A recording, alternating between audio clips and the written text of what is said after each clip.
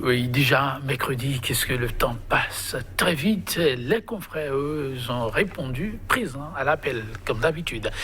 Avec Olivier maintenant, nous allons ensemble parcourir la une de ces journaux. Olivier maintenant, bonjour.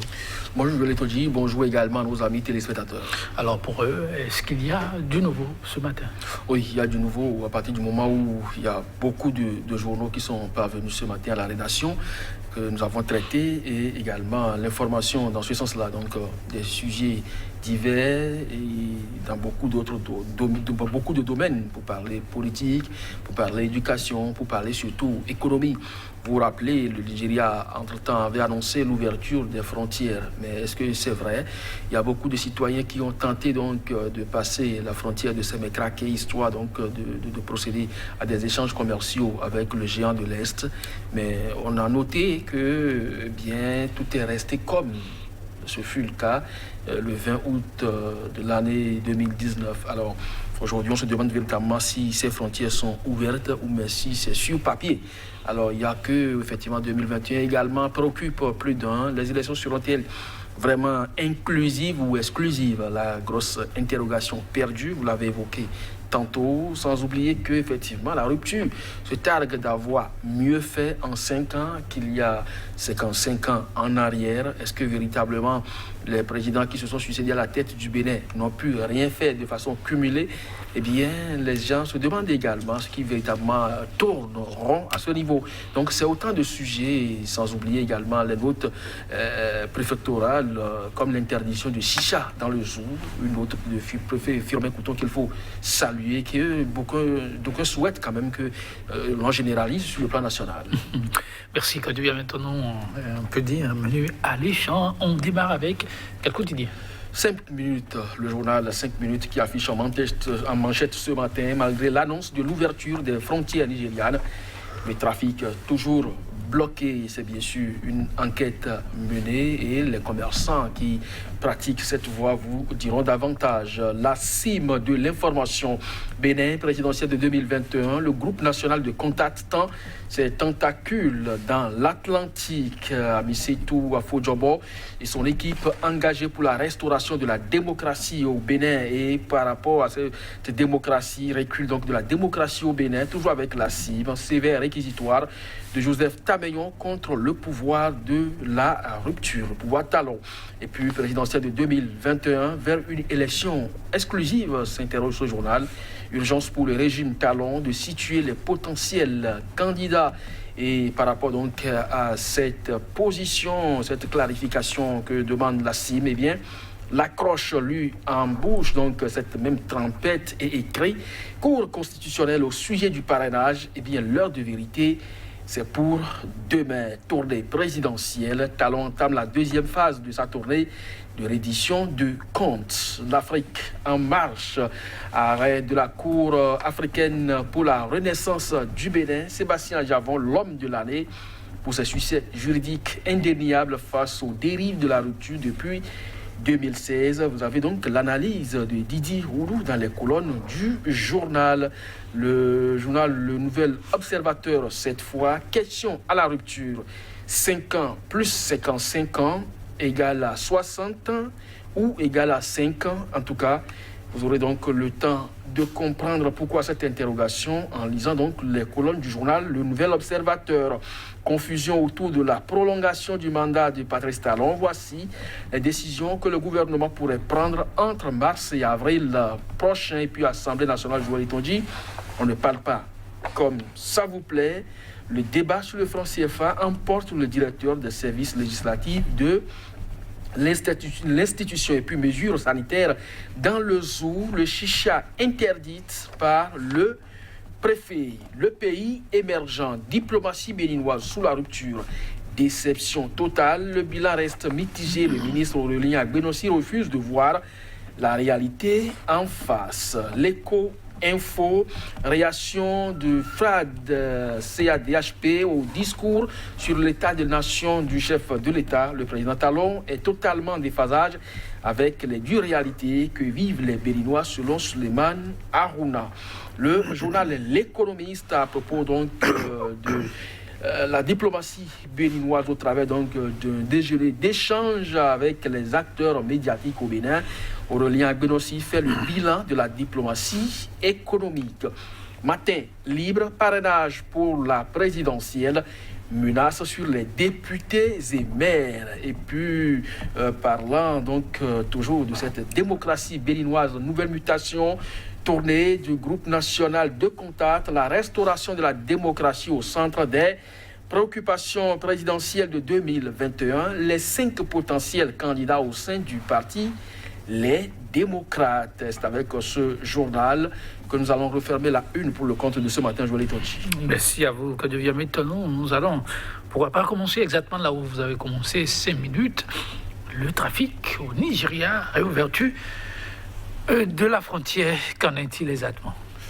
Non, mais il n'y a que, effectivement, sur le terrain, ce n'est pas ce qui est dit donc, de façon diplomatique que l'on observe.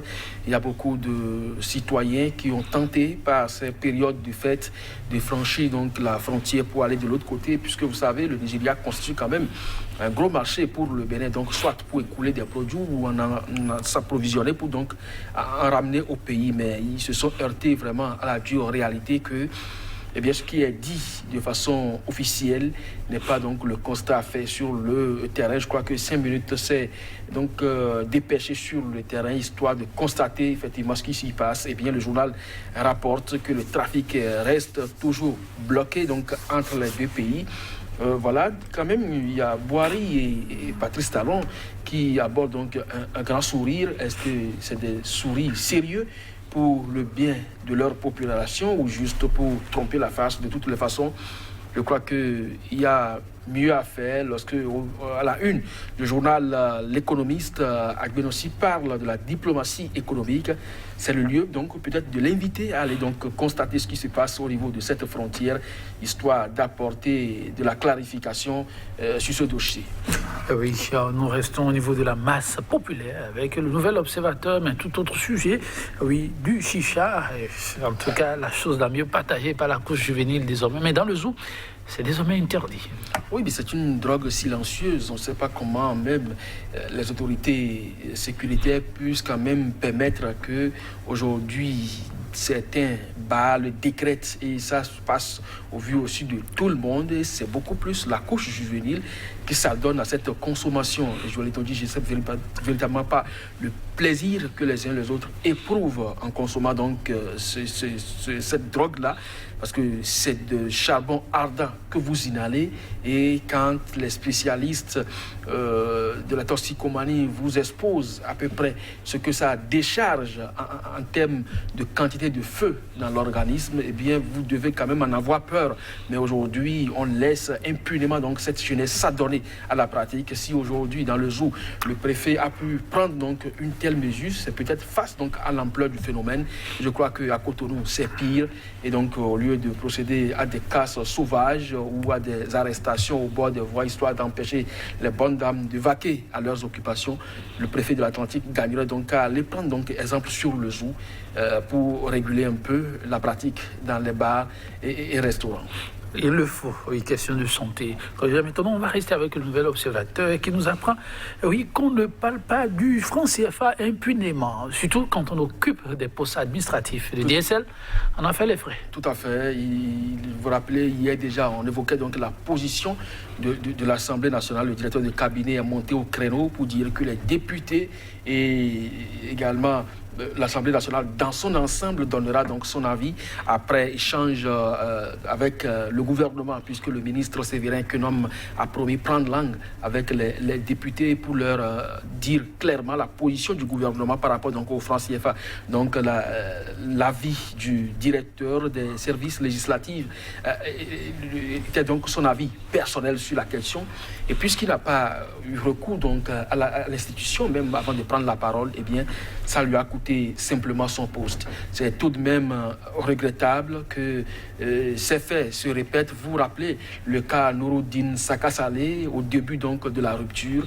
Il était donc avec le ministre du développement qui fait office donc du ministre d'État, premier ministre à la limite. Donc il a donné quand même un avis personnel sur un sujet, ça lui a valu son limogeage. Aujourd'hui, c'est au niveau de l'Assemblée nationale que le directeur donc, des services législatifs qui s'est prononcé sur une question brûlante, le franc CFA, au-delà donc d'être un sujet politique, requiert quand même l'avis de tout Africain, de tout citoyen.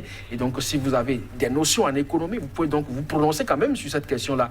Mais lorsque vous le faites sans aujourd'hui recourir à l'aval de l'autorité de tutelle, eh bien, ça vous vaut ce que ça doit vous valoir. Oui, c'est la réalité. Et le pays émergent qui nous amène au niveau du ministère des Affaires étrangères la diplomatie béninoise en question. Oui, le journal pense que c'est vraiment une déception, mais que le ministre refuse de voir en face. Parce que vous savez, dans ce pays, pour rationaliser donc les maigres ressources, on a dû procéder à des fermetures d'ambassades annoncées à grand renfort médiatique, mais quelques jours ont suffi seulement pour que l'on fasse marche arrière, pour ouvrir d'autres diplomaties. On n'en avait pas besoin. C'est une humiliation presque. Aujourd'hui, le Bénin n'a jamais été visité. On n'a jamais compris pourquoi ça s'est passé comme ça. Au départ, on avait dit quand même que le pays était suffisamment sale pour ne pas pouvoir accueillir d'autres chefs d'État. Est-ce que les autres capitales sont aussi propres que Cotonou? En tout cas, les autorités d'alors avaient jugé quand même utile d'assainir tant soit peu la ville. On a cassé des bonnes dames, on a procédé à l'asphaltage de plusieurs rues, mais à ce jour, aucun chef d'État, même ceux qui, de façon pédestre, pourraient donc nous rendre visite, n'ont pas pu le faire à ce jour. Alors, est-ce que comme ça la diplomatie béninoise parle? Dieu seul sait. Il y a beaucoup d'autres terrains sur lesquels on pouvait quand même engranger des points, mais malheureusement, ce ne fut pas le cas. C'est dommage, le pays émergent en parle, mais sur le plan économique, quand même, la diplomatie a marché, selon le ministre des Affaires étrangères, curieusement. Merci. Et à vous, Kodjo Yametou, monsieur téléspectateur. On s'en arrête là. À demain.